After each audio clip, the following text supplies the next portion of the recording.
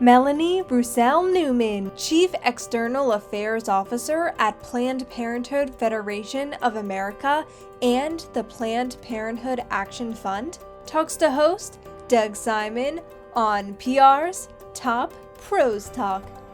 Melanie, I'm really excited to be speaking with you in part because of the very important work that you do. But if we can start, what is one of the key roles that communications is playing in strengthening the Planned Parenthood brand?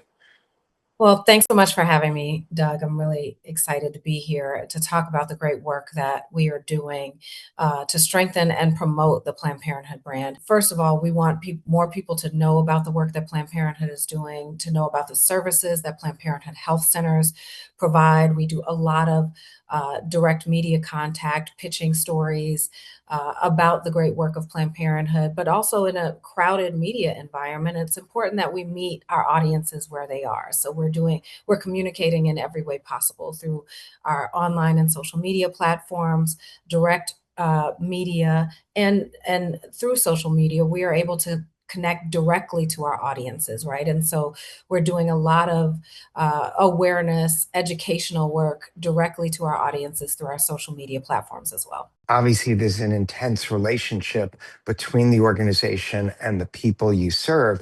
While most companies, brands, nonprofits are working to strengthen their brand, you also have the added task of having to protect the brand and the environment.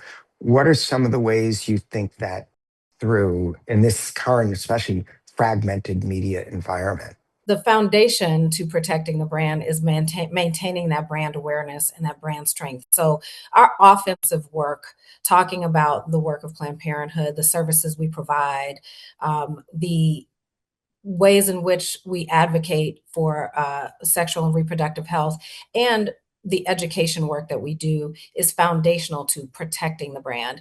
And then on the defensive side, we're doing a lot of rapid response. Laying groundwork for that rapid response is keeping in constant contact with reporters. So the team is always pitching stories, always talking to reporters, making sure they know before a crisis strikes, before something happens, before we are getting attacked by people who don't support the work that Planned Parenthood does. They know here's the work we're doing, here's the impact of whatever legislation is happening at the time. Here's where here are our success stories. So we are in constant communication with reporters to make sure they have the framework, the basis of information about the work that we do. We are constantly communicating with our audiences directly to maintain and strengthen the brand. And those things really help to inoculate against brand damage when crisis strikes. Yeah, and that's something that every brand or organization can take from. We find some of our clients, a crisis erupts. Oh, can we do this? It's like, well, what's the level of connectedness that you've already had and built up and level of trust? So they do call you before they print a story and publish a story. You were touching on the the audiences you have, and obviously there are a number that are different, patients, supporters, and policy makers. Do you find sort of patients and supporters go together as one group, or even that those two need to be separated with how you communicate? I think it is separate. Our patients are looking for whether our health centers are open, whether they have access to care. Congress defunded Planned Parenthood last summer. And one of the key components of our communication strategy around that was ensuring that patients knew that we're still open. We're still here. You can still access care at Planned Parenthood. Call or reach out to your local health center. For our supporters, we want them to know that the care continues as well. And here's what you can do to support Planned Parenthood to do the great work that Planned Parenthood continues doing, right? And so for those people who want to show up and want to engage, support Planned Parenthood, and that includes whether it is volunteering, making donations, sharing information on social media. There are many different ways that people engage with the brand and show support. And so giving them what we call CTAs, call a call to action. Here are the things you can do to support Planned Parenthood in this moment is also really important and was a key to our campaign work around that moment. One of the things that we're speaking with a lot of people more and more about is how the way people discover information is changing so much with like generative engine optimization and AI search. I'm wondering if that is that affecting any of the things that you're doing? Are you increasingly trying to factor that in? It is. In fact, some of our content, our owned content and partner content. So just like many brands, we work with partners to promote the work of Planned Parenthood. And sometimes, depending on the topic, we found that it can be suppressed.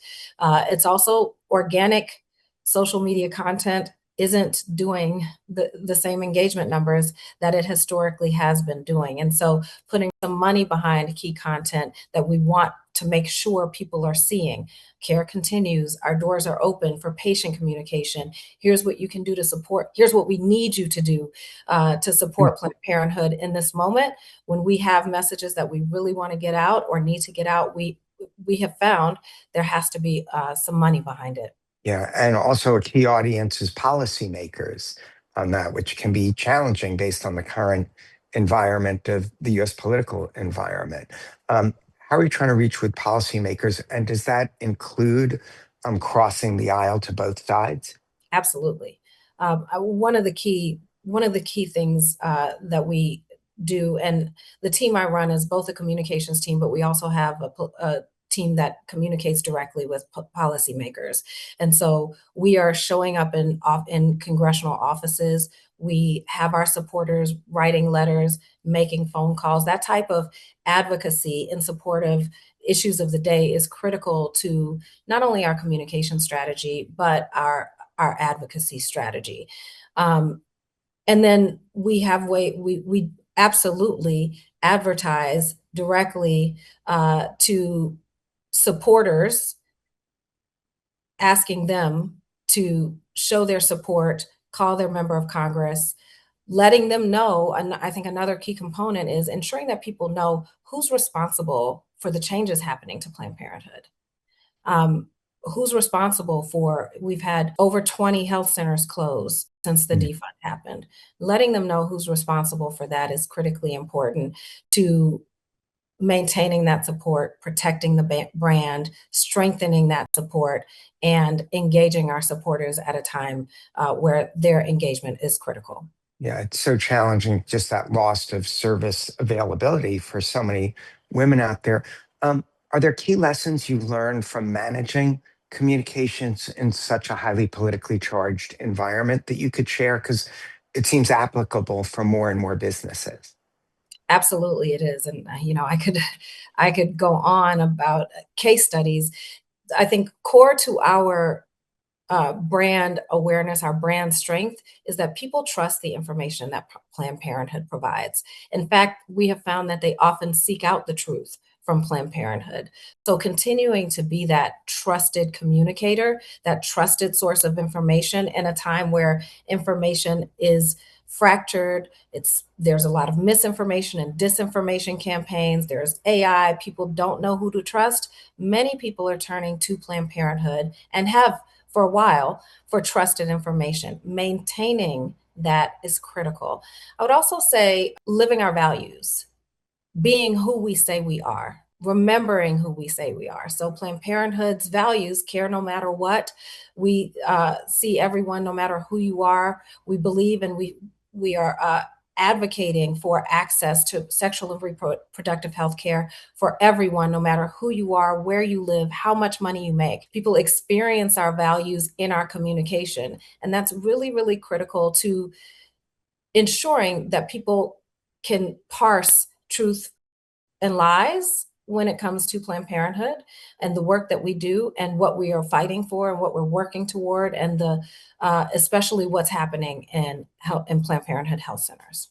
Yeah, and you talked about the importance of trust. And I was going to ask any other tips for other organizations looking to protect their brand. And you're somewhat unique in that I would think the people who support you are very intensely supporting you. It's not like in the middle of the road, it's a very strong commitment in both directions. But what are some advice additionally that you can give to brands, maybe how they can go about building and maintaining that trust? We segment our audience just like other organizations do and other big brands do. And we do have soft supporters. We have supporters who may not have ever been a patient, are generally aware of Planned Parenthood, don't have negative feelings toward it, but aren't quite sure what to believe when they hear misinformation and disinformation.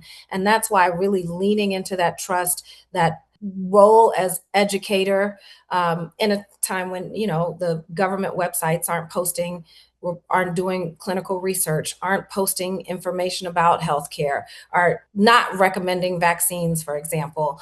Planned Parenthood can really step into that gap with that information and really move people along the funnel from soft supporters to stronger supporters. And so understanding and being able to segment the audience and knowing which messages work to move people along is critically important. And we do a lot of research and testing so that we can understand who we're talking to and find them and meet them where they are. Such an honor to have you on our platform, on our podcast. And we'll certainly leave a link where people who want to get involved can do so when we post this. Thanks so much for your time. Thank you so much for having me. I really appreciate it, Doug.